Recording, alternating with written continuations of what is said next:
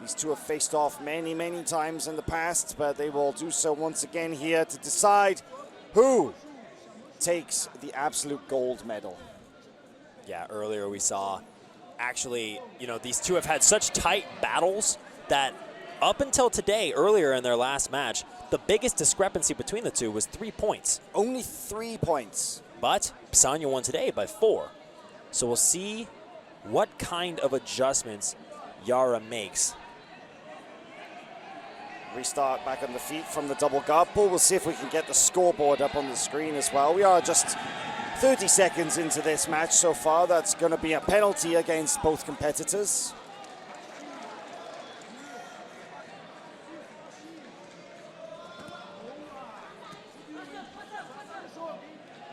There we see Pessanha come up on the double pull to get her 2 points, or sorry, excuse me, advantage point.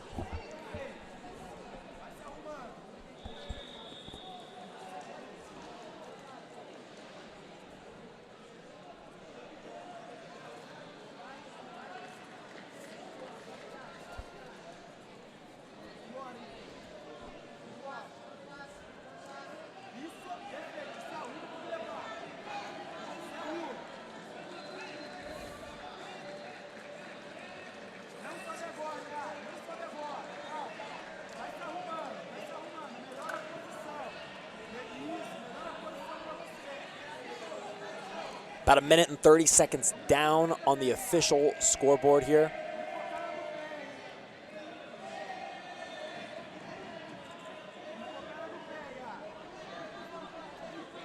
Very different look from their first match. They spent a good chunk of that very first match down on the mat in a double guard pull, seated guard position. Already a slightly different strategy at play here.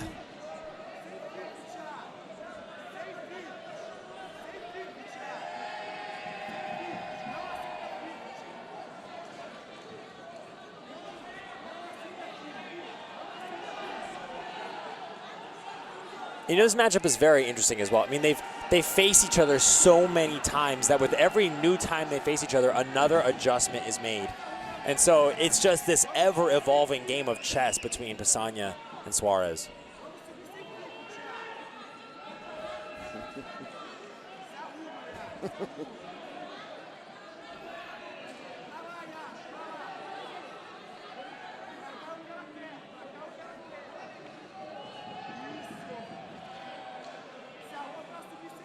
Yeah, watching these two compete is it's a little bit of deja vu at play, right? You know, you feel like, oh, I've seen this before. I feel like it's the same thing that plays out, and it's true. And it's difficult for two athletes who know each other so well, who have been competing against each other so much since the color belt divisions. Of course, they basically came up around the same time. They came up. They were brown belts together. They were black belts together. The real question is, how do you approach a game differently? How do you employ a different strategy against somebody who you know so well? It's a tough proposition. Absolutely. And it's like rolling with somebody at the gym. You almost know what they're going to do before it happens. You know how every single encounter is going to go. You know, I'm going to do this, they're going to do that, so on and so on. And that's what happens when these two compete against each other at every major IBJJF tournament. Yeah, it's like they compete against each other so much, and they trade wins and losses so much. It almost is like a training session in and of itself, and it's very impressive to remember that these two only drop victories to each other. Right. In tournament. Right. Yeah, they pretty much don't lose to anybody else. And that is why we consistently see them both in the finals of both their respective weight class and in the final of the Open. And Yara is pretty adamantly on this toe hold look. If she's able to get that right hand free, I imagine she's going to really go for it. She's using her left foot to try to break the grip of Gabi Pessanha.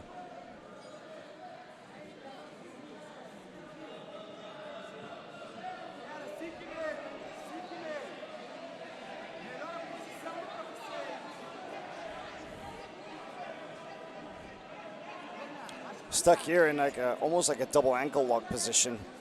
Not a 50-50, just a seated guard. They roll from one side to the other. And I feel like this is a common dynamic that we saw in their previous encounter today as well. It was sort of like just an in-between position in which neither one can comfortably stand up. But as I say that, Gabby Pessanha takes the risks and, for a moment, retains top position.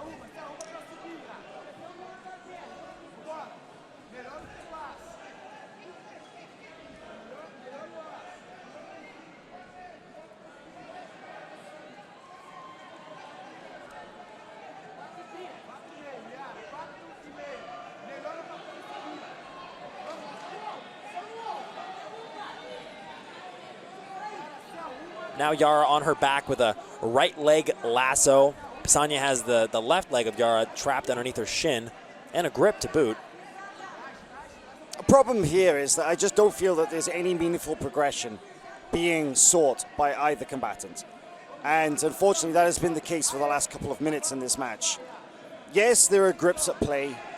Yes, there is a very subtle positional game going on.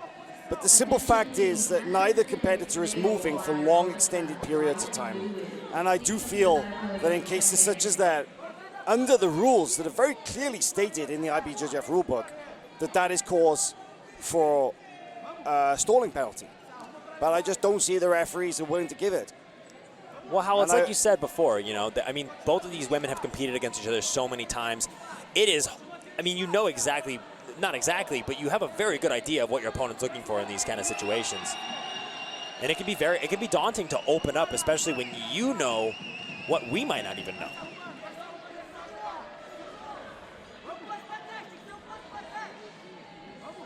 We'll see if, as the match goes on, there are more stalling calls initiated. As we see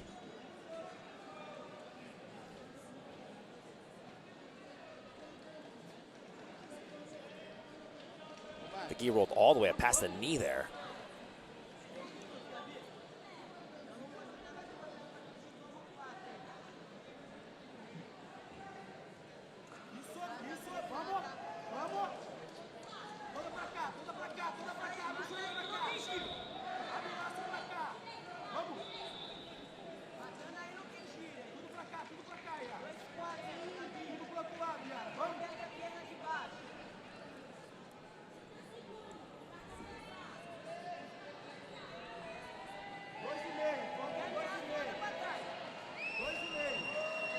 "20 seconds of no moving." Attention athletes and spectators, we need the micro representatives from the following 30 seconds of no moving. We need a micro representative from Crazy Hawk.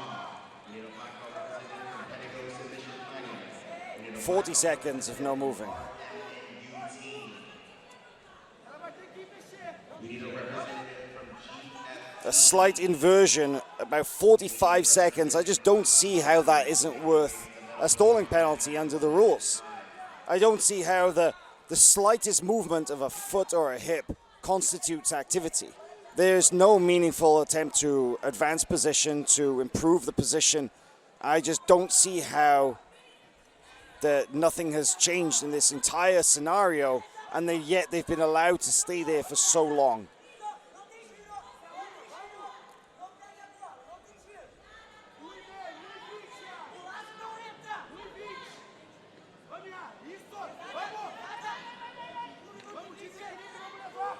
The fact is, I feel like this match could very well play out the remainder, the minute plus, in this exact position without changing.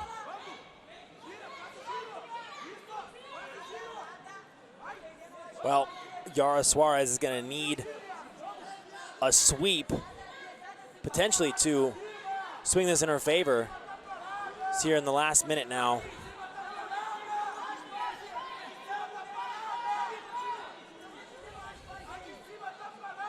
Only 45 seconds to determine the winner.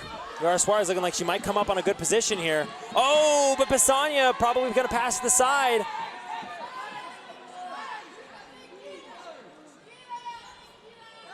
That's an advantage for Pessanha.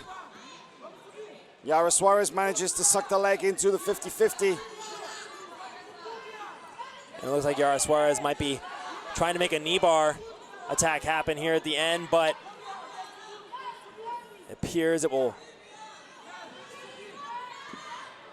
likely turn into standard 50-50. Double gold for Gabi Pessanha. Last. Gabrieli Pessanha, representing in-fight Jiu-Jitsu. Gabi Pessanha takes the win.